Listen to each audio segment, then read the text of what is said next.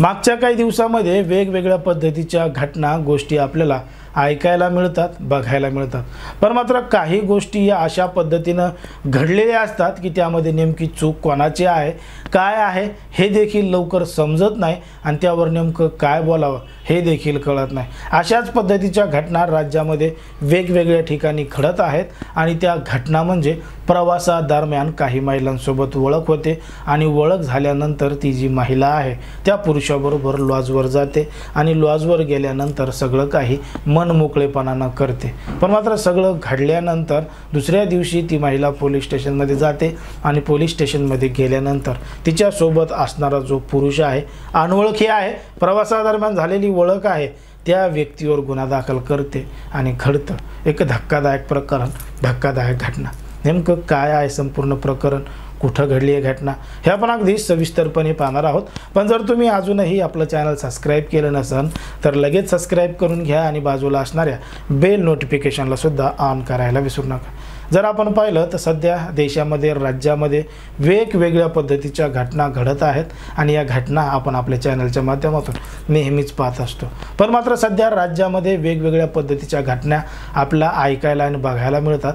त्या घटना अशा आहेत की समजा बस असेल, ट्रेन असेल, रेल्वे असेल किंवा इतर कुठलं प्रवासाचं साधन असेल, या प्रवासादरम्यान एक महिला एका पुरुषासोबत ओळख करते। म्हणजे प्रवासादरम्यान महिलेसोबत पुरुषाची महिलेसोबत प्रवासादरम्यान ओळख होते आणि या प्रवासादरम्यान झालेल्या ओळखीमध्ये ती जी महिला आहे त्या पुरुषाबरोबर गोड गोड बोलू लागते। तर तो पुरुष त्या महिलेला घेऊन जवळच्या कुठल्यातरी एका लॉजवर घेऊन जातो, नाहीतर मग तिचा मोबाईल नंबर मिळवतो। मोबाईल नंबर मिळवल्यानंतर एकमेकांचं बोलणं सुरू होतं आणि बोलणं सुरू झाल्यावर नंतर मग एकमेकांना भेटायला जातात आणि भेटायला एका लॉजवर नाही तर रूमवर जातात आणि त्या ठिकाणी सगळं काही मनमोकळेपणाने करतात।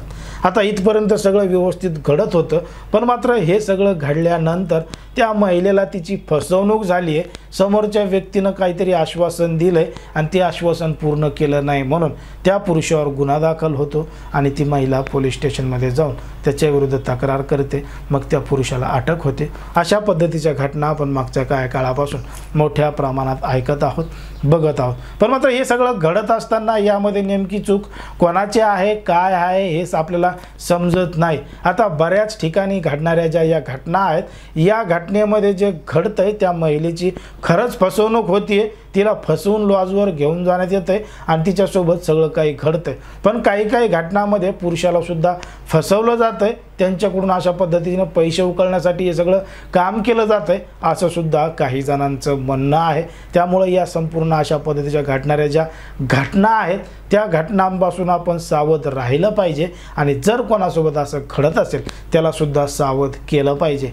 आणि सगळ्यात सोपं, अशा प्रवासादरम्यान जर कोणाशी ओळख होत असेल तर ती ओळख तात्पुरती ठेवली पाहिजे, पुढं त्याचं जास्त वाढू दिलं नाही पाहिजे असंच एकंदरीत आपल्याला वाटतंय। नाहीतर या अगोदरच्या ज्या आपण स्टोऱ्या पाहिल्यात, घटना पाहिल्यात, त्यामध्ये ज्या पद्धतीनं गुन्हे दाखल झालेत त्याच पद्धतीनं यामध्ये सुद्धा होऊ शकतात। त्यामुळे कुठंतरी या गोष्टी पाहून, हे व्हिडिओ पाहून आपण सुद्धा सावध राहायला पाहिजे, सतर्क राहायला पाहिजे।